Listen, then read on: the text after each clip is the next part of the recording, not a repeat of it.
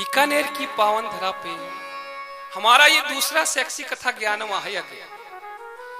इससे पहले भी हमने प्रोग्राम दिया बीकानेर में, जो बुढ़ी फोकियों ने आदर भाव दिया हमें, जो केल चौदे लवड़ों ने दुलार दिया हमें, जो बाईगट्टों ने प्यार दिया वही प्यार फिर खींच लाया हमें।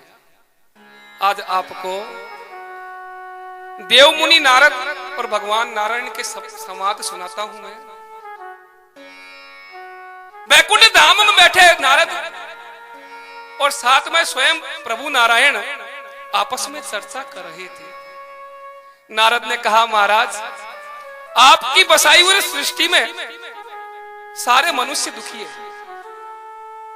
विष्णु ने कहा, ऐसा नहीं हो सकता प्रिय, खैर तू तो घूमता ही रहता है। उसने कहा, महाराज एक बार खुद आप स्थिति का अवलोकन करें, मेरे साथ मृत्यु लोक में चले। दोनों जने उतरे मुंबई के समुद्र तट के किनारे। तो उन्होंने एक दृश्य देखा, एक व्यक्ति बोट में पानी के अंदर पड़ा था और सारी सुविधाएं उसके पास। विष्णु ने देखते ही कहा, देखो नारद कितना सुंदर दृश्य है, ये मेरा ही दूसरा रूप है धरती पर। मैं समुद्र के नीचे हूं, ये समुद्र के ऊपर है।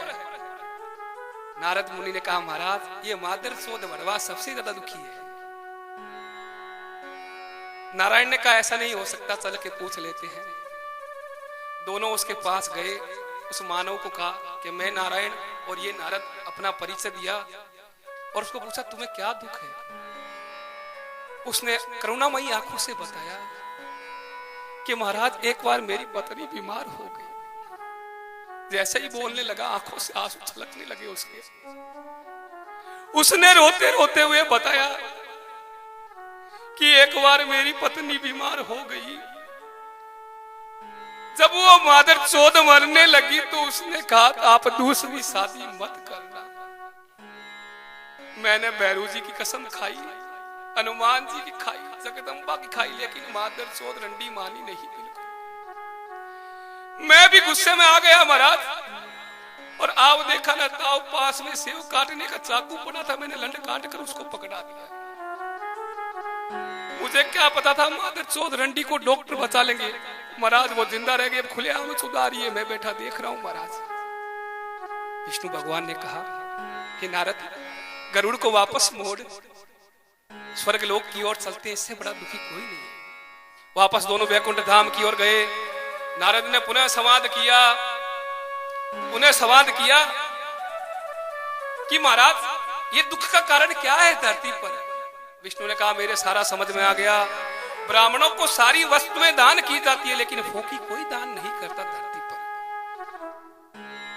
अन्न दान करते हैं, धन दान करते हैं, पिंड दान करते हैं, लेकिन फोकी कोई दान नहीं करता। इसके कारण धरती पे प्राकृतिक आपदाएं, युवा विधवा हो जाती है। जैसे ब्राह्मणों को अति आवश्यक है साल में एक बार फोकी दान अवश्य करें श्राद्ध पक्ष में।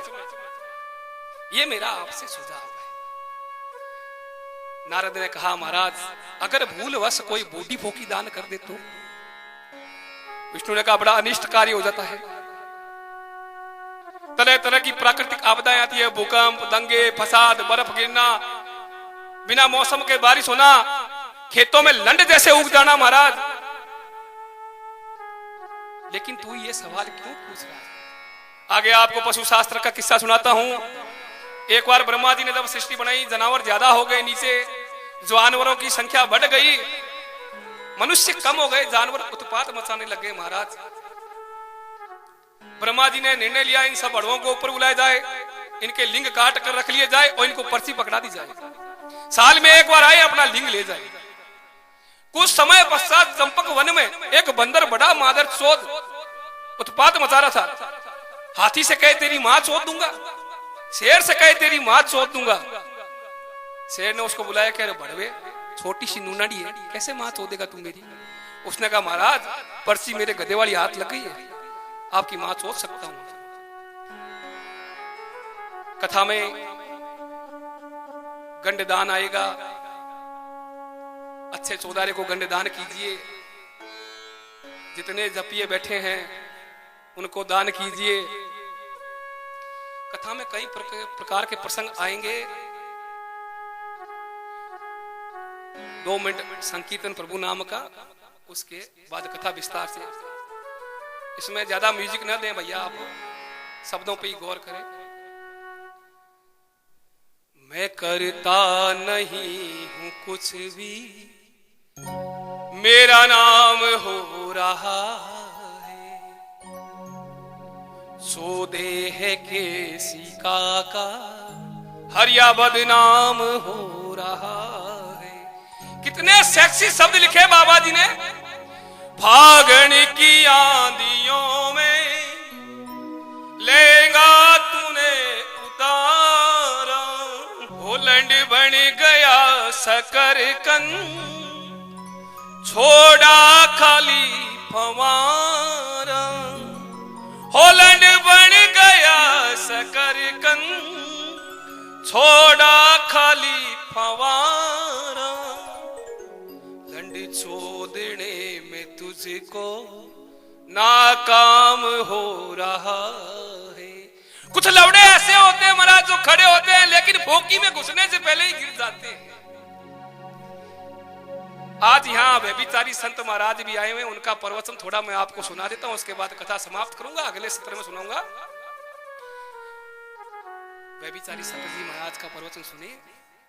व्यभिचारी जी ने कहा, एक बार मेरे पास बूढ़ी फोकी चुदाने के लिए आई। मैंने कहा माता चौथ भड़वी, मैं बूढ़ी बूढ़ी फोकियों को नहीं चोदता हूँ, जवान जवान फोकियों को चोदता हूँ, लेकिन तुझे मैं चुदाऊंगा, एक बार चुदाऊंगा। कथा यही समाप्त करता हूँ, फिर मिलेंगे आपसे होली के बाद 3 बजे बाद जो कथा सत्र है उसमें नग्न होके आवे, बापू के लंड का प्रसाद चखें और आनंद पावे। जय श्री लंड। धन्यवाद। जय